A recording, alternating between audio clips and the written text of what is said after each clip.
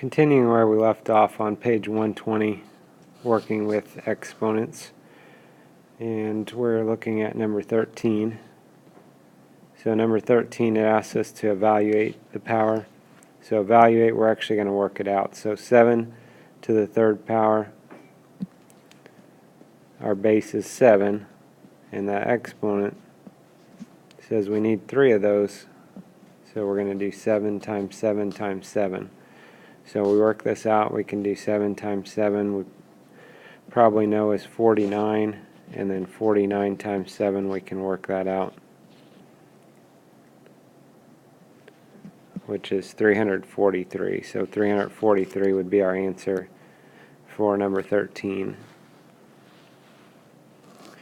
And then if we look at the next part here, 14 through 16, they're asking us to evaluate these. So number 14, it's 4.5 times 10 to the fourth power.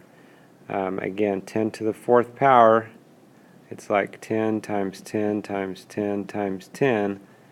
And again, every time we multiply by 10 is going to move our decimal one spot to the right. So 1, 2, 3, 4 places we need to move our decimal to the right. And so that means our answer there would be 45,000. Similar for number 15, it's times 10 to the sixth power. So we're going to multiply by 10 6 times. Every time we multiply by 10 moves our decimal one spot to the right. And so this would be 600,000. Number 16, be careful here. This is times 10 to the 0 power. So if we have something to the 0 power, it's equal to 1. And then 3.4 times 1 would just be 3.4. Look at workbook page 27.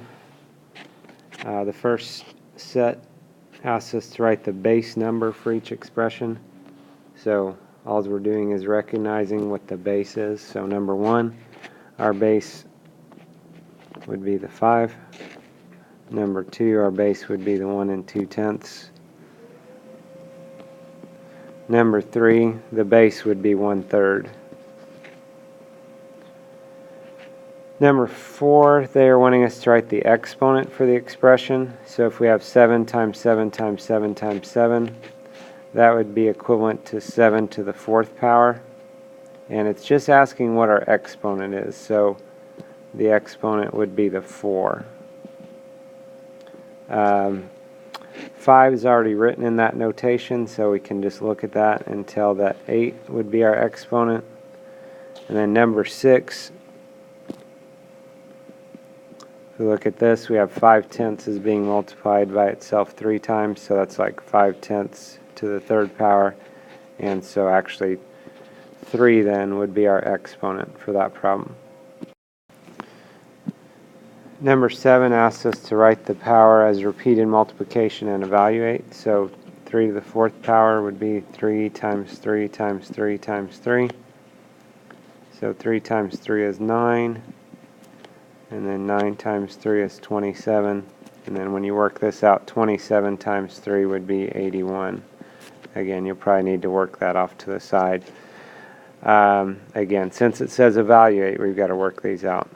Number 8 would be 1/7 times 1/7, which would be 1/49.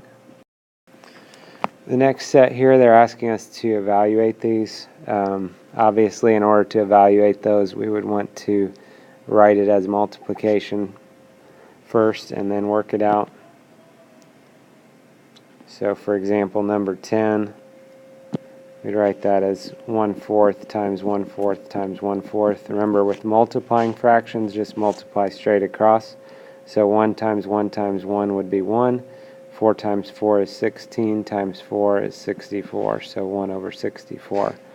And number 11, 99 to the 0 power would just be equal to 1. On number 14, Lexi bought a new car. She drove 5 to the 4th miles in the first month, and she drove 4 to the 5th miles in the second month. And the question is, how many miles did she drive in all during the first 2 months? So we just have to evaluate this for both of these. So for the first month would be 5 to the 4th power. So 5 to the 4th means 5 times 5 times 5 times 5. Again, since all these are being multiplied, if you want to, you're allowed to actually multiply these in any order just because they're all being multiplied. So we could say 5 times 5 is 25, 5 times 5 is 25, and then we could work this out. Remember your place value 0. So that would be 625 miles for the first month. And then the second month, we have 4 to the 5th power. So 4 times 4 times 4 times 4 times 4. 4 times 4 is 16. Another 4 times 4 is 16. And then we have this other 4 over here. And then we can multiply that out. So 16 times 16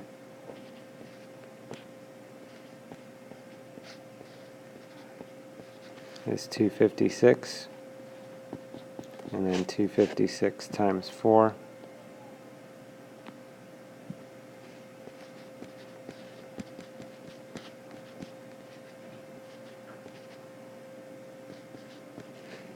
would be 1,024. And then the question is, how many miles did they drive all together? So at that point, we would need to add those together. So 625 plus 1,024.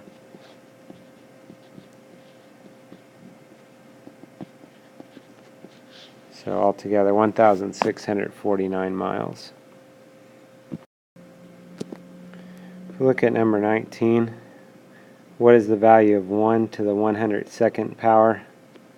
And what is the value of any power to 1? Justify your answer. 1 to the 102nd power says we're going to multiply 1 times 1 times 1 times 1 102 times. We're going to do that. We know 1 times 1 is 1, and then we multiply it by 1, we get 1. And then we multiply it by 1, and we get 1. And it just keeps going. So the answer, first of all, the value of that would be 1. And then the value of any power of 1 would be 1. Again, because anytime you multiply 1 by 1, you get 1.